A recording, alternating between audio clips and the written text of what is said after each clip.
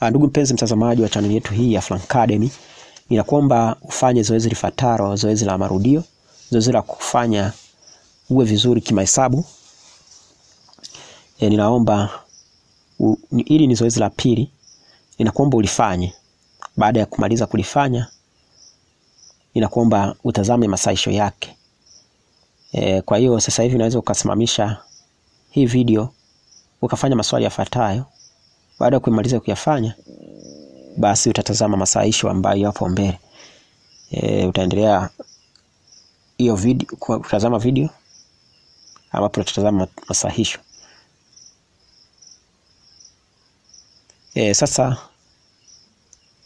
Sasa tuanze masahisho.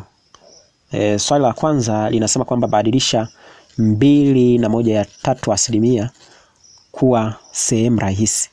Ili kubadilisha hii 2.1/3 kuwa sehemu rahisi, unafanya namna hii. Mtu aliandika 2.1/3 ni sawa sana mtu aliandika 2.1/3 juu ya 100.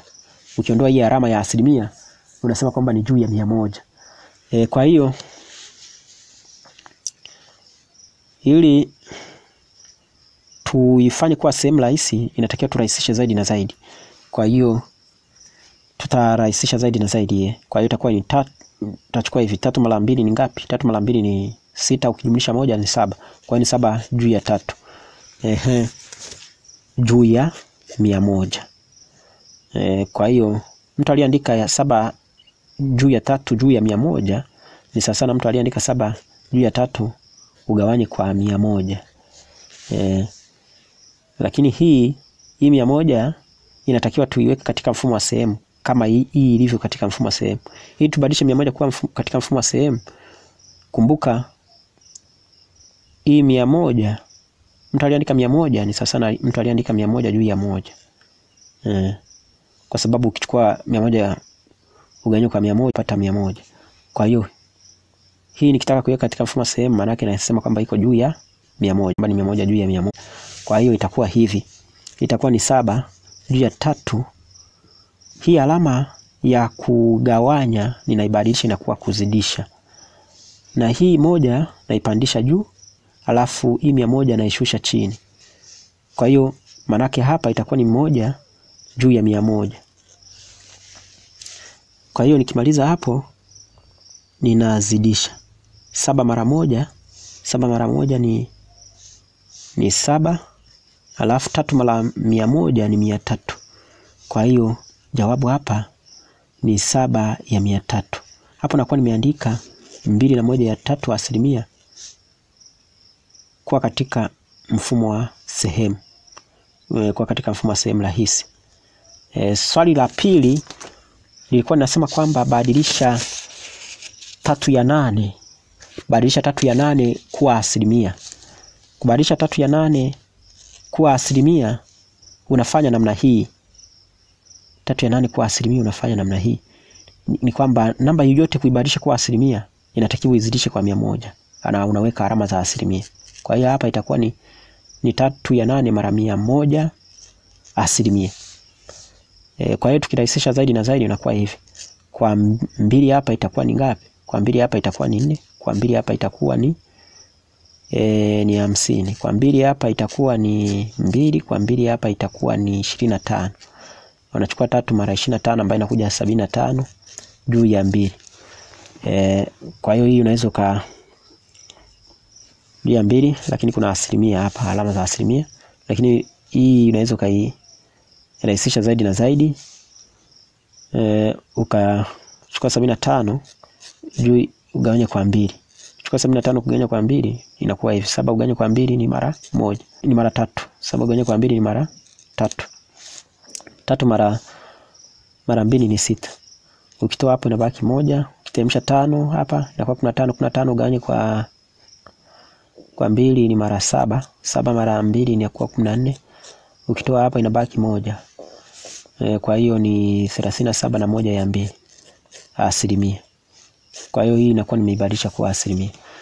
Swali lingine linasema kwamba badilisha 0.175 kuwa sehemu rahisi.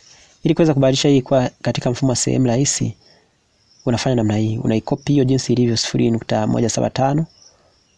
Kwamba mtu aliandika hivyo, aliandika hivi 0.175 sawa sana mtu aliandika 0.175 juu ya 1. Hapa nakuwa nimeweka katika mfumo wa sehemu, lakini inatakiwa ni rahisishe zaidi na zaidi. Niondoe haya madesimali, nifanye kuwa sehemu kabisa. Kwa hiyo niondoe desimali hizi, unazidisha juu na chini. Kama namba yenye viwango vingi vya desimali ina kimoja, ninazidisha kwa 10. Kama yenye viwango vingi vya desimali kati ya namba ya juu na ya chini, kama ina viwili nazidisha kwa 100. Kama ina vitatu nazidisha kwa 1000. Kama ina vinne nazidisha kwa 10,000. Hii ndio ina viwango vingi vya desimali, kwa sababu hii ya chini haina kwanza. Kwa hiyo hapa mimi nitazidisha kwa 1000 juu na chini. Kwa hiyo hapa juu nazidisha kwa 1000 na hapa chini nazidisha kwa 1000. Maana yake hapa nitakuwa nina 0.175 0.00 alafu 123 ama sifuri yanakuisha. Juu ya 1 mara 1000 ni 1000. Kwa hiyo hapa maana yake nina 175 juu ya 1000. Nikirahisisha hapa kwa 5, kwa 5 hapa itakuja 35. Kwa 5 hapa itakuja 200. Kwa 5 hapa itakuja 7. Kwa 5 hapa itakuja 40. Kwa hiyo hapa ni 7 juu ya 40. Kwa hiyo kubadilisha hii kuwa sehemu rahisi ni sana kuandika 7 ya 40, 7 juu ya 40. Swali jingine ni hili hapa, linasema kwamba 11.04 ugawanye kwa 2.3.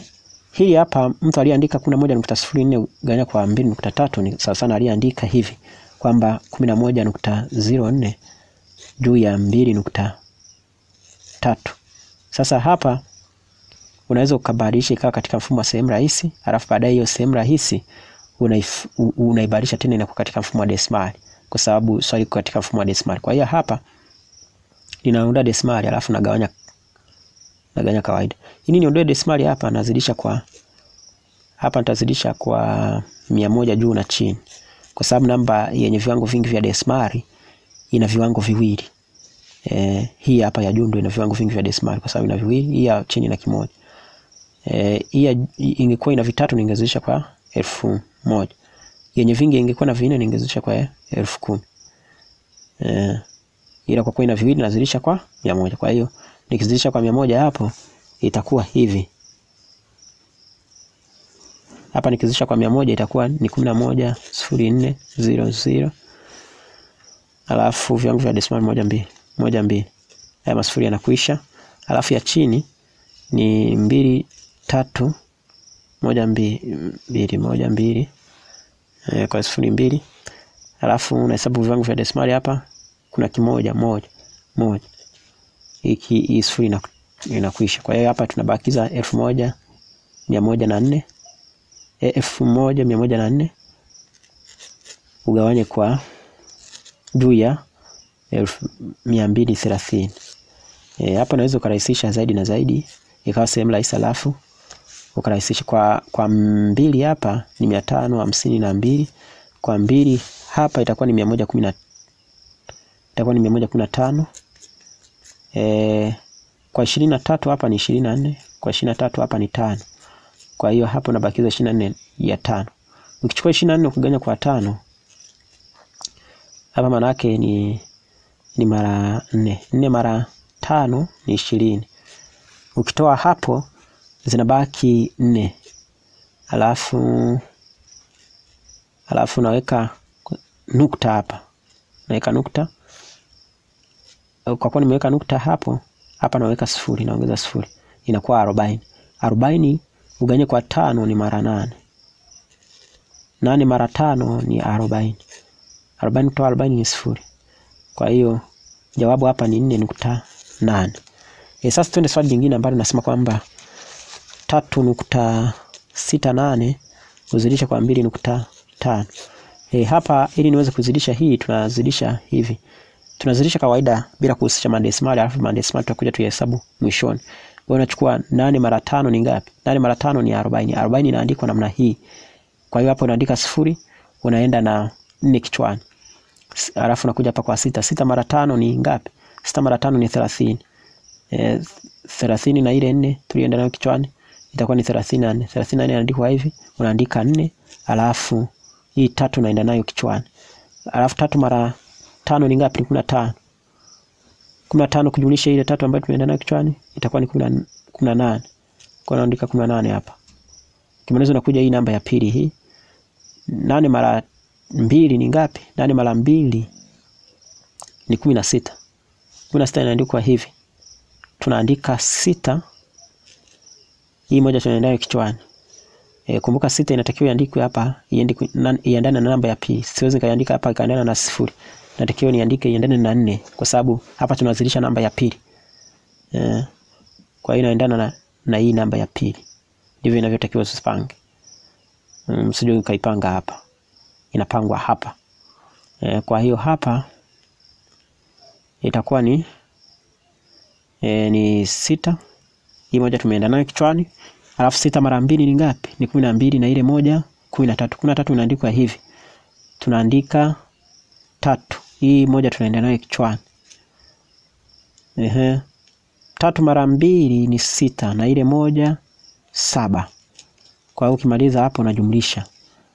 Unajumlisha 0 kujumlisha 0 ni 0. 4 kujumlisha 6 ni 10 na ile ni 10. Unaenda na moja kichwani. Unakuja unaiweka hapa kwa 8 zinakuwa 9. 9 kujumlisha 3 ni 12. Unaenda na moja kichwani, unaandika 2, unaenda na moja kichwani. Moja unakuja unaiweka hapa. Inakuwa 2. 2 kujumlisha 7 ni 9. Kwa hiyo ni unahesabu kinachofuata, unahesabu viwango vya desimali hapa. 1 2 3 vipo vitatu. Kwa hiyo na hapa ni 1 2 3. Kwa hiyo nukta tunaiweka hapa. Kwa hiyo ni 9.2. Kwa jawabu hapa ni 9.2. Sasa ndugu mpenzi mtazamaji, tunaishia hapo. Ninakuomba usisahau kusubscribe ili kusudi uweze kupata mazoezi mengine zaidi na zaidi, lakini vile vile uweze kupata masomo mengine zaidi na zaidi. Asante sana kwa kutazama.